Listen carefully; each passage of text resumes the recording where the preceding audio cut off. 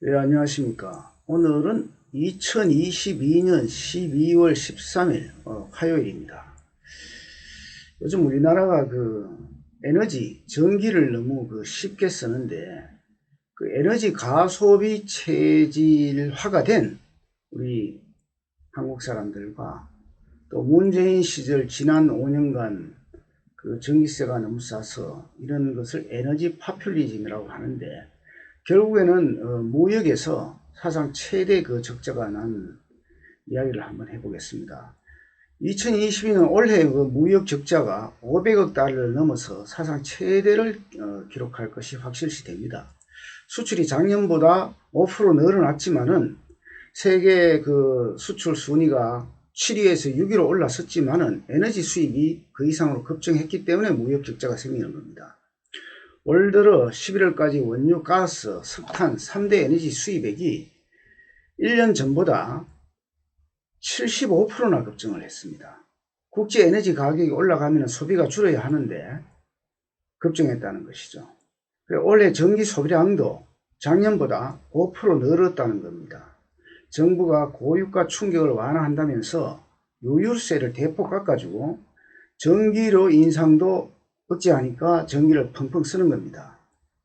우리가 거리나 공원, 사람들이 다니지 않은 길에도 보면은 전기가 환하게 켜져 있지 않습니까?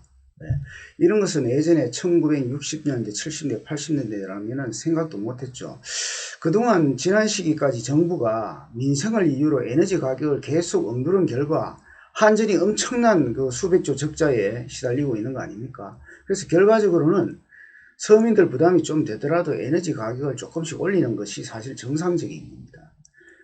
그래서 윤석열 정부가 이제 원전에 다시 투자를 하기 시작했는데요. 그래서 우리나라처럼 기름 한 방울 안 나는 나라이면서 세계 8위의 에너지 다 소비국이 됐다는 것은 참 문제가 심각합니다. 최근 10년간 OECD, 경제협력개발기구를 말하는데요. 그 OECD 회원국 모든 나라 에너지 소비가 감소한 반면 우리는 1%씩 늘어났습니다. 싼 전기료 탓에 1인당 소비 전력량이 OECD 중에서 5위를 기록할 정도로 아주 전기 낭비가 심합니다. 에너지 사용을 줄이는 에너지 효율화 투자는 계속 뒷걸음질 쳐왔는데, 문재인 정부 5년간 신재생 에너지 부분은 예산이 1조 2천억으로 불어난 반면에 에너지 가장 중요한 것은 효율화 정책입니다. 효율화 예산이 있어야 되는데 이것은 오히려 감소했습니다. 한국은 GDP 한 단위 생산에 드는 에너지 소비량이 세계 4위를 기록할 정도로 에너지 효율이 매우 낮습니다. 지금 에너지 가소비 저효율 구조로는 국제 경쟁력을 가질 수도 없고, 세계가 원하는 탄소 중립도 너무나 먼 사건이 되는 것이겠습니다. 미국에서 발생한 통화 긴축 여파로서 내년에는 세계 경제 침체가 본격화될 전망인데요. 올해보다 내년이 경제가 점점 더 힘들어집니다. 한국 경제 성장의 엔진이 수출인데 수출도 이제는 부진할 가능성이 높습니다.